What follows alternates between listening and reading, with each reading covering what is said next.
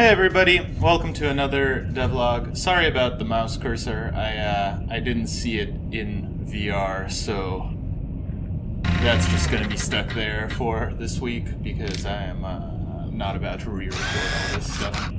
Not too much to show off today. You know, I don't know if you guys are getting hit with the quarantine, but this week was just sort of low energy for me. And, you know, you mess up your sleep schedule, mess up your eating schedule because you want the extra sugar to make up for the being tired all the time. And it's all kinds of messed up from there. But I did get a few new things, and mainly it was just sort of balance polishing and theoretical crafting of, the first few missions. I talked a little bit about what the plot is for this game, or the setting, and so I'm thinking through, I guess, what the actual plot would be instead of just the setting, and how to get the player to all these interesting locations without actually, breaking suspension of disbelief.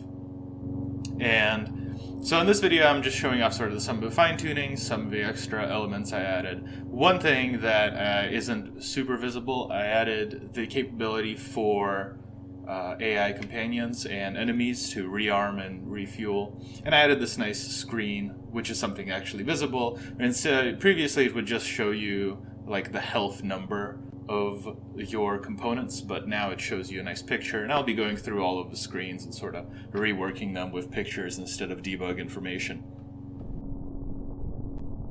But yeah, so the AI companions will now bug out, go back to a carrier, get their missiles back, and then go back to a fight. And this was a problem before because, of course, if they ran out of missiles, they were basically useless, and I wanted them to remain useful, so now they'll go back and actually rearm.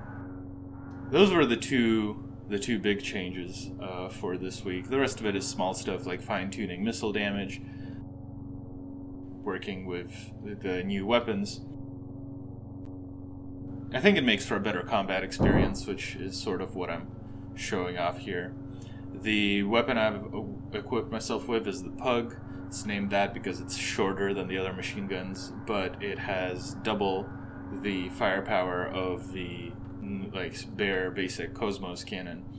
It's sort of based off of the Geshe Russian cannons, with the idea that in the American aircraft industry, they use Gatling guns for the high rate of fire. In the Russian aircraft, they have basically two cannons, and the recoil from one of them activates the other one, and so they get a higher rate of fire that way. So it's not as high a rate of fire as a Gatling gun, but that means you waste slightly less ammo. And I talked about previously how it's not very accurate due to how short it is. Not the Russian cannons, this one. That's certainly somewhat of an issue, but sometimes that's actually helpful because, well, you don't need to aim quite as well because your bullets will sort of occupy an area of the target, not necessarily aim exactly where you're pointing. Although it does lead to you having to pay more attention to where you're aiming. You're going to see a little bit of that friendly fire kill later. Oh, the other thing I fine-tuned is that I X'd out the components being able to be super cooled lower than 0 Kelvin. Of course, that wasn't physically accurate, so got rid of it. It does lead to me having some trouble dealing with the temperature of the ship in this particular mission. But obviously, I'm still in the process of all the weird balance tweaks and everything like that. So there's a few other things that I saw that I need to correct, and I'm keeping my backlog of bugs and such. Like on the radar, if you see the main ship shows both the neutral symbol and the allied carrier symbol, and that's because it has a turret, and your radar's like, whoa, there's two objects there that are independently aiming. And later on you'll see the relative velocity indicator come up even though I'm not trying to dock. I think it's because I'm locked onto a target, and so it's thinking, oh, you're locked onto something, you probably want to dock with it. And I'm like, no, I'm trying to shoot it down. Not quite the same.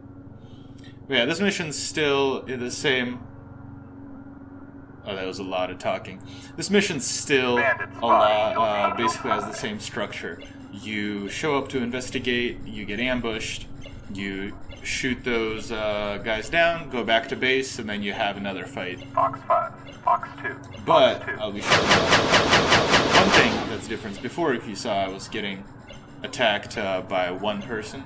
Or I was the only one getting attacked, but now my wingmates were keeping, pace with me, and they're able to engage in the combat at the same time as I am. This is the sort of thing I was talking about with the, having to deal with different issues. And also I turned on my coolant to conserve some of it. Last time, I ran out of coolant, so this time I wanted to conserve some of it. Instead, so it's really a balancing game into play. When you see a contact become gray like that, that means that they're shutting down. If you keep shooting, though, you get a nice little explosion as they fly into parts. If you don't, and they crash into anything, they immediately explode. So if you're like in an atmosphere, you get a nice effect of you shooting them down, they go smoking downwards, hit the ground, explode into a million pieces.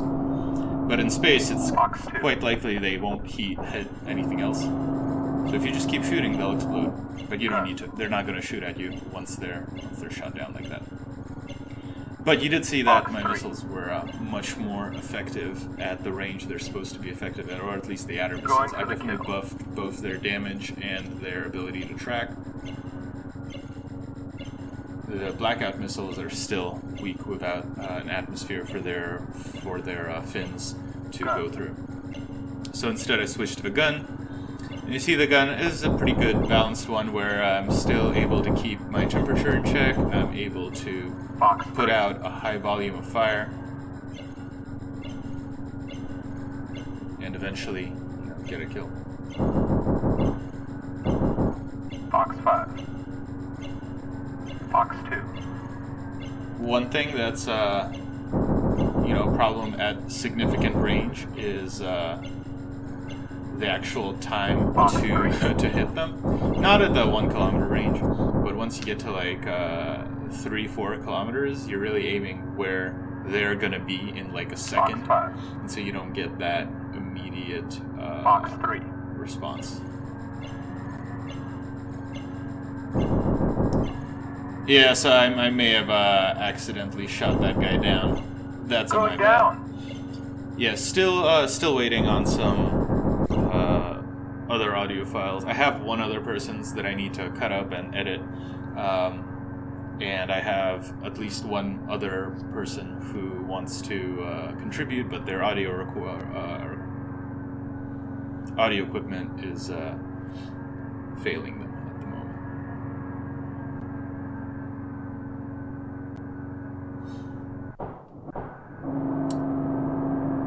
Yeah, so that's pretty much the state of the game as of this week. I am adding a few extra features, I'm fixing a few extra bugs, and I'm working on the campaign.